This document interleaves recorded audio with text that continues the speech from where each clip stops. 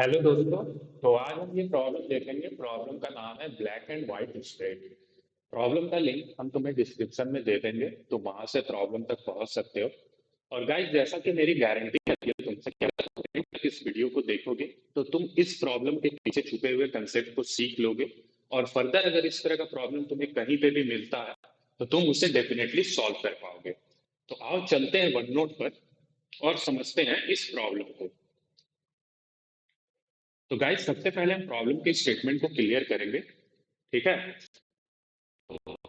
इस प्रॉब्लम में मुझे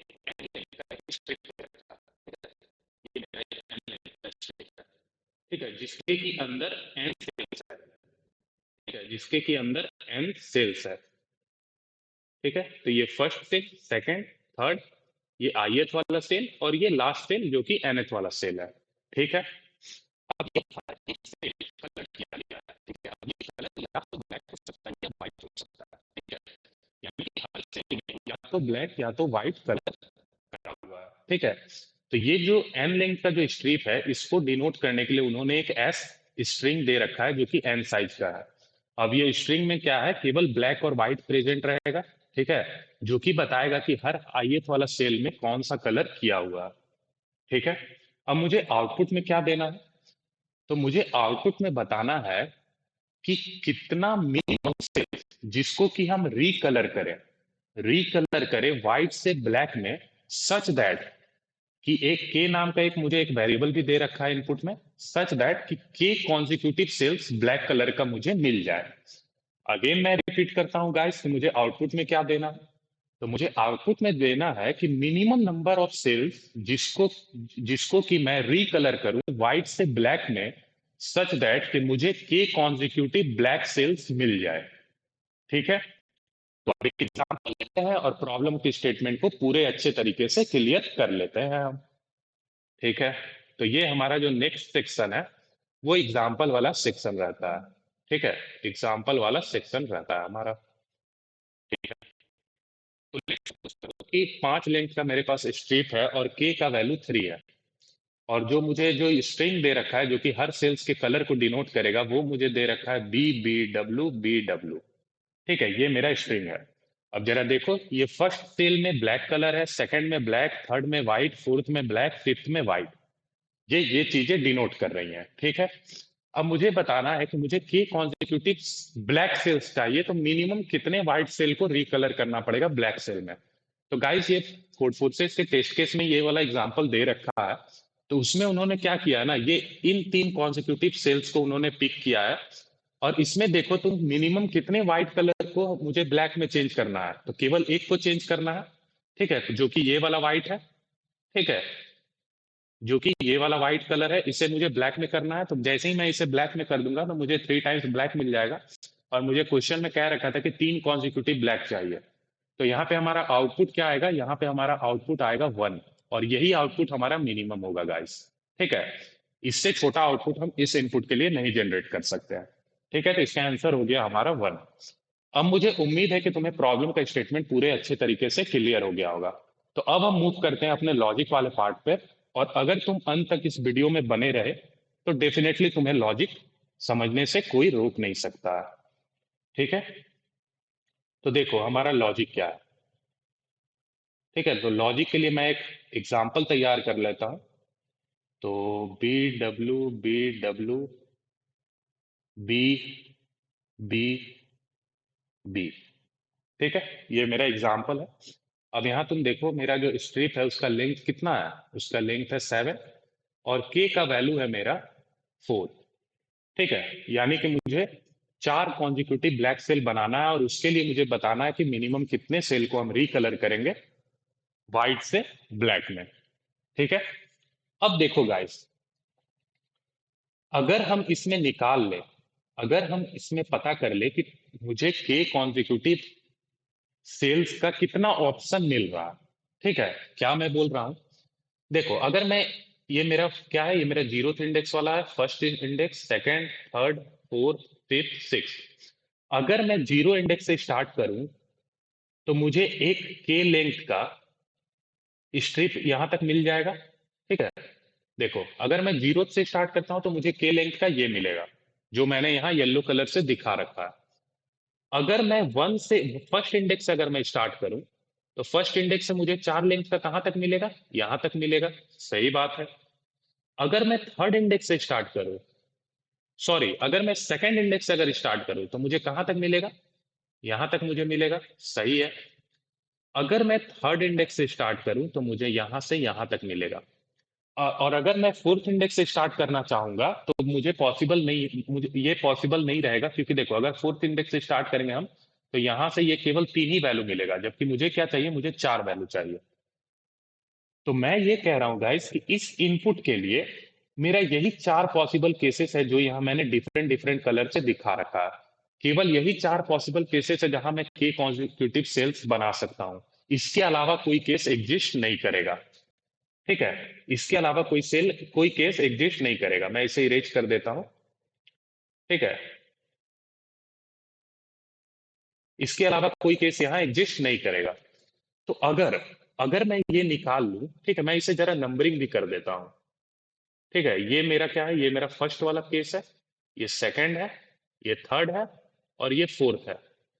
अगर मैं ये निकाल लूं कि फर्स्ट वाले केस में मेरा कितने व्हाइट कलर को ब्लैक कलर में रिकलर करना पड़ा, ठीक है, अगर मैं वो पता कर लूं, और इसी तरह मैं सेकंड में ही पता कर लूं कि मिनिमम कितने सेल्स को मुझे व्हाइट से ब्लैक में करना है, ये सेकंड वाले केस के लिए, और थर्ड में भी मैं पता कर लूं कि कितने व्हाइट सेल्स है जिसे ब्लैक में कन्वर्ट करना है, और अगर मैं फोर्थ में ही पता कर लूं कि कितने व्हाइट सेल है जिसे मुझे ब्लैक में करना है, तो अगर मैं मुझे ये चारों का अगर आउटपुट पता चल जाएगा तो ओवरऑल इन चारों में जो मिनिमम होगा वही तो मेरा आंसर होगा।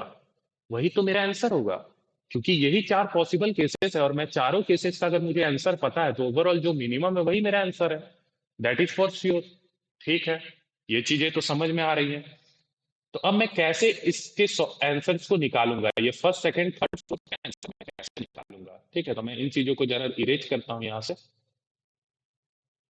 तो देखो, एक जो सबसे आसान तरीका है जो मुझे समझ में आता है वो क्या है, कि मैं हर इंडेक्स से लूप लगाऊंगा। ठीक है, यानी कि मैंने ये जीरोथ इंडेक्स से लूप लगाया, फर्स्ट सेकंड थर्ड इस तरह मैंने लूप लगाया, और मैं हर इंडेक्स से क्या करूंगा, के लेंथ तक चल जाऊंगा, और मैं के लेंथ तक चलूंगा तो मैं काउंट कर लूंगा कि उस के लेंथ में कितना व्हाइट सेल है।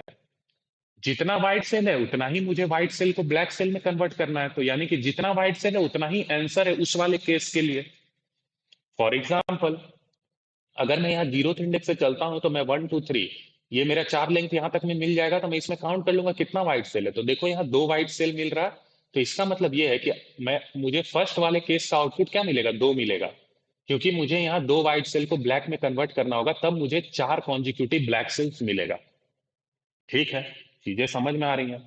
तो आसान तरीका ये है कि हम एक लूप लगा दें और हर इंडेक्स तक चलें, और फिर हर इंडेक्स से मैं के लेंथ का एक और लूप लगाऊं, और के लेंथ में काउंट कर लूं कितना वाइड सेल है। तो टाइम कॉम्प्लेक्सिटी इसमें क्या आएगा, तो एक बाहर वाला लूप जो कि एन टाइम्स चलेगा वर्स्ट केस में, और अंदर वाला लूप जो कि के टाइम्स चलेगा।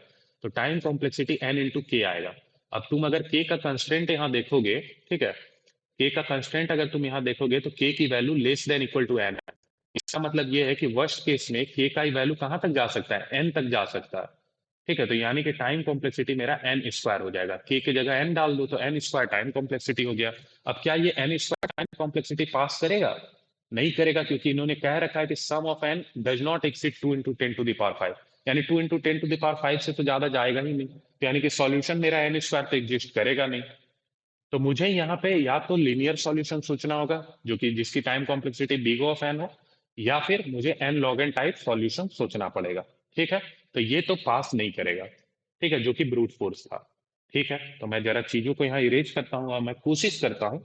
ठीक है, मैं कोशिश करूंगा कि मैं सॉल्यूशन तक पहुंचूं, क्योंकि कोशिश से ही हम हर चीजों को जीत सकते हैं, है ना। तो मैं इसे जरा इरेज करता हूँ।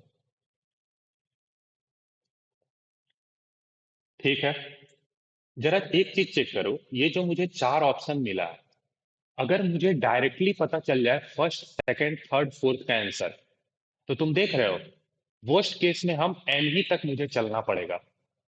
कहने का मतलब ये है कि मुझे के कॉन्जिक्यूटिव सेल चाहिए, तो जितना पॉसिबल के कॉन्जिक्यूटिव सेल है अगर मैं उनका डायरेक्ट आंसर निकाल लूं तो वर्स्ट केस में कितना के कॉन्जिक्यूटिव सेल्स टाइप मुझे मिलेगा, केसेस मिलेगा, एन ही तो मिलेगा। अगर के का वैल्यू वन है, ठीक है, के का वैल्यू अगर वन रहता तो एक ये मिलता है, एक ये मिलता है, एक ये मिलता है, एक ये, एक ये, एक ये, एक ये, यानी टोटल कितना मिलता है? टोटल मुझे 7 मिलता। 7 क्या है? एन का ही तो वैल्यू है। तो वर्स्ट केस में time complexity big of N ही होगा। यानी कि मैं कह रहा हूं कि मुझे हर एक इंडेक्स से लूप लगा लगा के नहीं चेक करना है, मैं डायरेक्ट इन केसेस का आंसर निकालता हूं कि फर्स्ट केस का आंसर क्या है, और फर्स्ट केस की आंसर की मदद से मैं सेकंड केस का आंसर निकालूंगा, और सेकंड केस की मदद से थर्ड, और थर्ड की मदद से फोर्थ। तो इस केस में मुझे मुझे कितना टाइम्स लूप चलाना होगा? 4 ही टाइम्स तो चलाना होगा।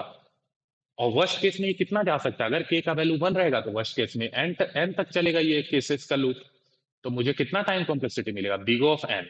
तो मुझे कुछ ऐसा सॉल्यूशन सोचना है अब। ठीक है, तो मैं कैसे सोचूंगा? ठीक है, तो मैं कैसे सोचूंगा, जरा चीजों को मैं फिर से इरेज करता हूं यहां से। तुम गाइस जब मैं इरेज करूं तो तुम वीडियो को थोड़ा स्किप भी कर सकते हो। ठीक है, मैं जानबूझ के इरेज कर रहा हूं ताकि मैं बार बार इन चीजों को ड्रॉ ना करूं। ठीक है, अब देखो तुम, अब देखो मैं कैसे सॉल्यूशन तक पहुंचूंगा। मैं दो वेरिएबल रखूंगा, एक बी इक्वल टू जीरो नाम का, और एक डब्ल्यू इक्वल टू जीरो। ये दो वेरिएबल क्या स्टोर करेगा? ये स्टोर करेगा कि ब्लैक सेल्स का कितना काउंट है, व्हाइट सेल्स का कितना काउंट है। ठीक है, अब देखो, अब ये जो फर्स्ट वाला केस है ना, इसका आंसर मैं पहले ही निकाल लूंगा लूप लगा करके। तो जरा देखना, फर्स्ट केस के लिए, ठीक है, मैं यहाँ पे अच्छे तरीके से लिखता हूँ। ठीक है, ये फर्स्ट केस का मैं निकाल रहा हूँ, और तुम्हें पता है फर्स्ट केस कौन सा है? ये जो मैंने वन लिखा है, ये फर्स्ट केस है, यानी कि जीरो इंडेक्स से थर्ड इंडेक्स वाला जो स्ट्रिप है। ठीक है, फर्स्ट केस के लिए ब्लू का काउंट कितना है? 2 है। और व्हाइट का काउंट कितना है? 2 है। यानी कि फर्स्ट केस में, फर्स्ट केस में मेरा आंसर क्या बनेगा? मेरा आंसर बनेगा 2, क्योंकि दो व्हाइट सेल है, इन्हीं दो को मुझे ब्लैक में करना होगा, यानी कि 2 मेरा आउटपुट आएगा फर्स्ट केस के लिए। ठीक है, अब देखो, अब मैं क्या करूंगा ना, मैं जो सेकंड केस है, सेकंड केस है, उसका मैं आंसर इस फर्स्ट केस की मदद से निकालूंगा। कैसे निकालूंगा? तो देखो, तुम जरा फर्स्ट और सेकंड केस को ध्यान से देखो। ठीक है, फर्स्ट और सेकंड केस को मैं यहाँ जरा ड्रॉ करता हूँ। ठीक है, ये पार्ट है फर्स्ट केस का, और ये वाला पार्ट है यहाँ से सेकंड केस का। ठीक है, अब तुम देखो एक चीज, फर्स्ट और सेकंड केस में ये वाला जो पार्ट है, ये वाला पार्ट कॉमन है फर्स्ट और सेकंड केस के लिए। यानी कि जो दिखते आ रही है वो क्या है कि इतना पार्ट, अगर इतना पार्ट अगर हम फर्स्ट केस में से हटा दें, ठीक है, और फर्स्ट केस में अगर इतना पार्ट अगर हम जोड़ दें, तो मुझे क्या मिल जाएगा? मुझे सेकंड केस मिल जाएगा। समझ रहे हो? देखो, सिंपल सा बात है, जो मैंने यहाँ दिखाया, ये मेरा फर्स्ट केस था यहाँ से यहाँ तक, और मेरा सेकंड केस कहाँ से कहाँ तक था? यहाँ से यहाँ तक था। मुझे फर्स्ट केस का ऑलरेडी पता है आंसर क्या है। आंसर कहने का मतलब कि फर्स्ट केस का मुझे पता है कि ब्लू और व्हाइट का काउंट कितना है। तो मैं सेकंड केस का कैसे निकालूंगा? तो देखो, इतना पार्ट तो ऑलरेडी कॉमन हो चुका है। तो सेकंड केस का आंसर निकालने के लिए मैं क्या करूंगा? फर्स्ट केस के आंसर में से ये वाला पार्ट को सब्ट्रैक्ट कर दूंगा, और फर्स्ट केस के आंसर में ये वाला पार्ट जोड़ दूंगा। खत्म कहानी, सेकंड केस का आंसर मुझे पता चल जाएगा। देखो, तो फर्स्ट केस के लिए, फर्स्ट केस का मुझे पता है, तो सेकंड केस का मैं कैसे निकालूंगा? तो सेकंड केस के लिए मैं आई इक्वल टू जीरो इंडेक्स पे जो वैल्यू प्रेजेंट है उसे सब्ट्रैक्ट कर दूंगा। यानी कि देखो, ये वाला पार्ट, ये वाला पार्ट हम सब्ट्रैक्ट कर रहे हैं, और इसे हम ध्यान से देखें तो ये कौन सा पार्ट है? ये जीरोथ वाला ही तो पार्ट है ना? जीरोथ वाले पार्ट को हम सब्ट्रैक्ट कर देंगे, और I equal to fourth index वाले पार्ट को आंसर में ऐड कर लेंगे। देखो, ये व्हाइट का इतना पार्ट ऐड होगा, और ये कौन सा पार्ट है? ये फोर्थ इंडेक्स वाला ही तो पार्ट है। तो फोर्थ इंडेक्स वाले पार्ट को आंसर में ऐड कर लेंगे। तो कैसे हमें आंसर मिलेगा? तो देखो, इनिशियली फर्स्ट केस में ब्लू का काउंट है 2, व्हाइट का काउंट है 2। तो मुझे आई इक्वल टू जीरो वाले काउंट को सब्ट्रैक्ट करना है। तो आई इक्वल टू जीरो पे कौन प्रेजेंट था? ब्लू प्रेजेंट था। तो यानी कि ब्लू का काउंट अब कितना हो जाएगा? 1 हो जाएगा, है ना? और व्हाइट मेरा 2 रहेगा। लेकिन यहीं तक खत्म नहीं हुआ है, अभी मुझे आई इक्वल टू 4 इंडेक्स पे जो वैल्यू प्रेजेंट है उसे ऐड भी करना है। तो आई इक्वल टू 4 पे कौन प्रेजेंट है? ब्लू प्रेजेंट है, यानी ब्लू का काउंट अगेन 2 हो जाएगा। तो देखो, जो ये वाला स्ट्रिप है, व्हाइट वाला स्ट्रिप को देखना, ये व्हाइट वाला जो स्ट्रिप है, इस केस में यहां से यहां तक में कितना ब्लू और व्हाइट का काउंट है? दो दो ही तो है, और देखो ये दो दो हमने आसानी से निकाल लिया। यानी कि फर्स्ट केस के ही जो आउटपुट थे उन्हीं की मदद से मैंने सेकंड केस को भी निकाल लिया। अब देखो, अब जैसे ही मुझे ये ब्लू और व्हाइट काउंट पता चल गया, तो मुझे पता चल गया कि इस केस का भी आंसर क्या होगा? 2 होगा, क्योंकि दो व्हाइट सेल है और इन्हें ही मुझे ब्लैक में कन्वर्ट करना है। सही बात है भाई। अब जरा देखो थर्ड वाला केस। ठीक है, अब जरा हम देखते हैं थर्ड वाला केस को। तो यहां से मैं इन चीजों को जल्दी से इरेज कर देता हूं। ठीक है, अब जरा देख लेते हैं थर्ड वाला केस। तो देखो मुझे अब क्या है, मुझे अब सेकंड वाले केस का आंसर पता है, जो कि यहां से यहां तक था। अब मुझे क्या करना है, सेकंड वाले की मदद से अब मुझे थर्ड वाला निकालना है। तो अगेन तुम देखो, ये वाला पार्ट क्या है, ये वाला पार्ट जो यहां से यहां तक है, ये तो मुझे अगर सेकंड केस यानी कि इसका अगर आंसर पता है, तो मैं इसके आंसर में से अगर ये वाला पार्ट सब्ट्रैक्ट कर दूं और इसके आंसर में अगर ये वाला पार्ट ऐड कर दूं, तो मुझे इस वाले केस का आंसर पता चल जाएगा। सही बात है भाई। तो अब जरा चेक करो। अब मैं यहाँ थर्ड केस का लिखता हूँ। ठीक है, थर्ड केस को देख लो। तो मुझे सेकंड केस का पता है, तो मैं क्या करूंगा ना, सेकंड केस के आंसर में से आई इक्वल टू वन को सब्ट्रैक्ट कर दूंगा। आई इक्वल टू वन कहने का मतलब ये वाला पार्ट, ये वाला पार्ट हम सब्ट्रैक्ट कर देंगे और आई इक्वल टू फाइव को हम ऐड कर देंगे। आई इक्वल टू फाइव कहने का मतलब ये वाला पार्ट, ये देखो यहाँ पे क्या फिफ्थ इंडेक्स तो है। ठीक है, ये यहां से जाएगा। ठीक है, फिफ्थ इंडेक्सिंग तो है, तो इस पार्ट को मुझे ऐड करना है। तो अगेन देखो, आई इक्वल टू वन पे कौन सा वैल्यू प्रेजेंट है, व्हाइट प्रेजेंट है, यानी कि व्हाइट को सब्ट्रैक्ट करना है। तो ब्लू का काउंट टू है, ये जो ब्लू का काउंट है उसको एज इट इज टू लिखा, व्हाइट के काउंट को सब्ट्रैक्ट कर दिया वन से। ठीक है, अब देखो तुम, अब मुझे आई इक्वल टू फाइव इंडेक्स वाला जो भी वैल्यू प्रेजेंट है उसे ऐड करना है। तो आई इक्वल टू फाइव पे क्या प्रेजेंट है, ब्लैक प्रेजेंट है, तो ब्लैक के काउंट को बढ़ा दो, तीन हो गया। तो अब यहाँ का आंसर कितना आएगा, यहाँ का आंसर वन आएगा, क्योंकि एक ही व्हाइट सेल है जिसको कि मुझे रिकलर करना है ब्लैक में। तो थर्ड केस का आंसर क्या मिला, वन मिला। बढ़िया है भाई। अब थर्ड केस की मदद से हम फोर्थ केस का आंसर निकालेंगे। ठीक है, अब मैं यहाँ डायरेक्टली लिख रहा हूँ, थर्ड केस की मदद से हम फोर्थ केस का आंसर निकालेंगे, क्योंकि अभी तक तुम समझ गए होगे कि हम क्या कर रहे हैं। अब थर्ड केस की मदद से फोर्थ केस का आंसर निकालना है, तो थर्ड केस में से ये वाला पार्ट को हम सब्ट्रैक्ट करेंगे और थर्ड केस में ये वाला पार्ट ऐड कर देंगे। ठीक है, तो जरा देखो, आई इक्वल टू टू एथ इंडेक्स वाला पार्ट को हमें सब्ट्रैक्ट करना है और I equal to six index वाले पार्ट को हमें ऐड करना है। तो ब्लू का काउंट कितना होगा, ब्लू का काउंट अभी थ्री है। तो सबसे पहले आई इक्वल टू थर्ड इंडेक्स को चेक करो, सॉरी थर्ड नहीं, सेकंड इंडेक्स। तो सेकंड इंडेक्स पे कौन सा वैल्यू प्रेजेंट है, सेकंड इंडेक्स पे वैल्यू प्रेजेंट है ब्लैक। तो यानी कि ब्लैक को मुझे सब्ट्रैक्ट करना है। तो ब्लैक का अभी काउंट तीन था, अब कितना हो जाएगा, दो हो जाएगा। ठीक है, और सिक्स इंडेक्स वाले को मुझे ऐड करना है। ठीक है, तो सिक्स इंडेक्स पे क्या प्रेजेंट है, ब्लैक प्रेजेंट है, तो अगेन ब्लैक को ऐड कर देंगे। तो ब्लैक अगेन किस में चला जाएगा, थ्री में। और व्हाइट जो था वो एज इट इज रहेगा वन। तो यहाँ पे भी आंसर कितना मिलेगा, यहाँ पे भी आंसर मिलेगा वन। तो गाइस देखो, इन चारों केसेस का हमने आंसर निकाल लिया। और कैसे निकाला, जस्ट किसी भी केस को अगर हम निकाल रहे हैं तो उसके प्रीवियस वाले केस की मदद से हम उसका आंसर निकाल ले रहे हैं। तो अब मुझे क्या करना है, अब इन चारों आंसर जो मुझे मिला है, चारों आंसर में मुझे चेक करना है मिनिमम क्या है। तो मिनिमम वन है और यही मेरा क्या हो जाएगा, आउटपुट हो जाएगा। यही मेरा आउटपुट हो जाएगा। तो जो हमारा टाइम कॉम्प्लेक्सिटी एन स्क्वायर आ रहा था, उसे हमने किस में रिड्यूस कर दिया, number of cases. Number of cases कितना हो सकता है, वर्स्ट केस में एन हो सकता है, तो मेरा टाइम कॉम्प्लेक्सिटी कितना आ गया, बीगो ऑफ एन। अब जैसा मैंने तुम्हें बताया है एग्जैक्टली उसी तरह हम इसे कोड भी करेंगे।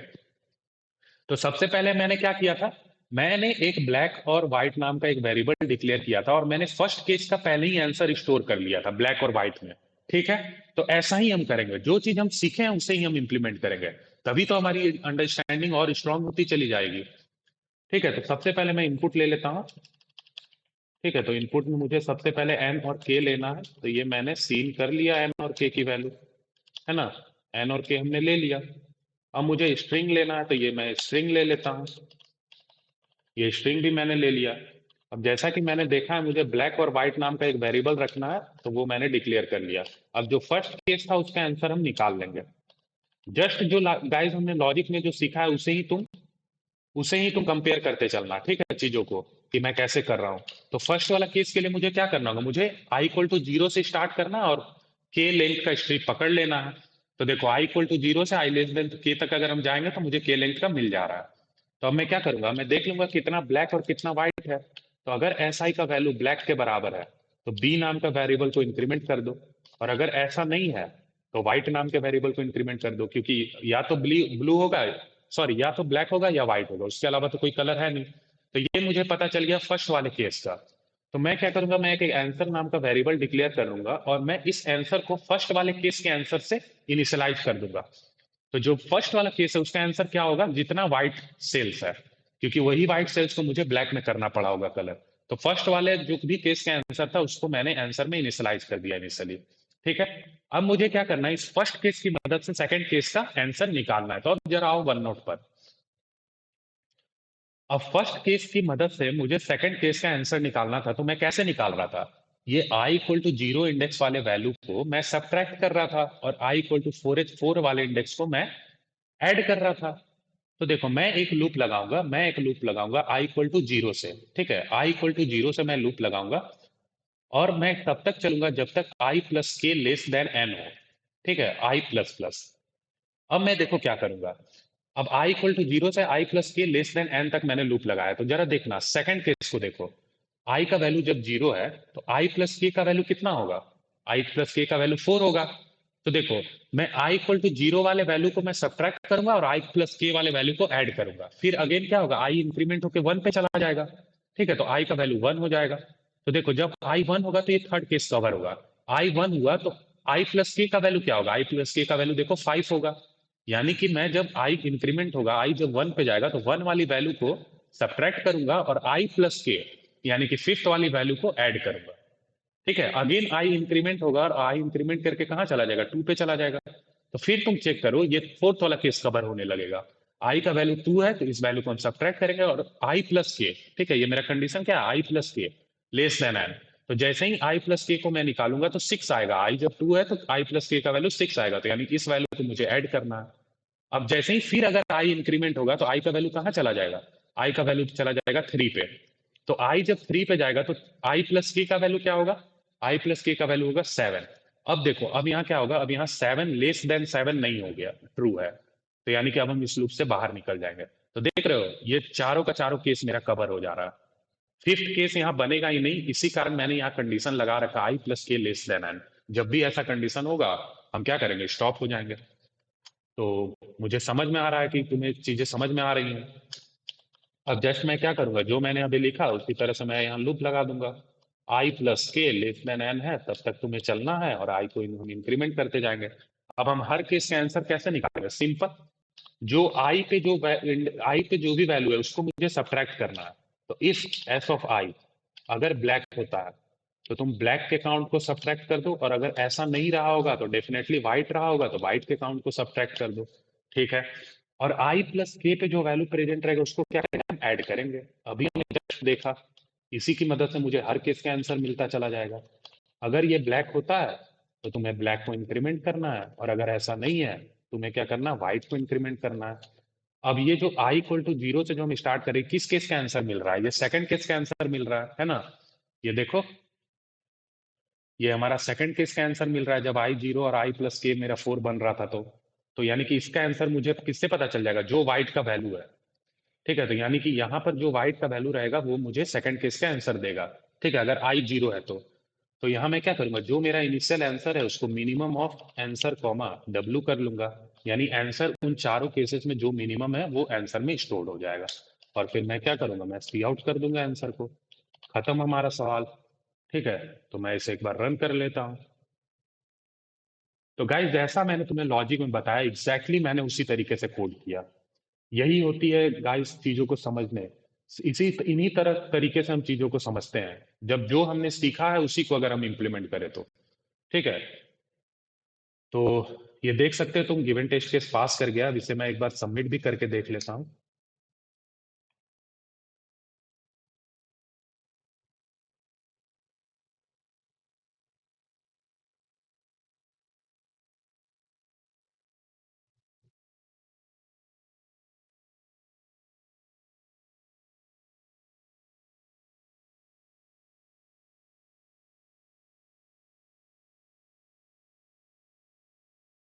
ये मैंने यहाँ कोड पेस्ट कर दिया है। अब मैं इसे सबमिट करता हूँ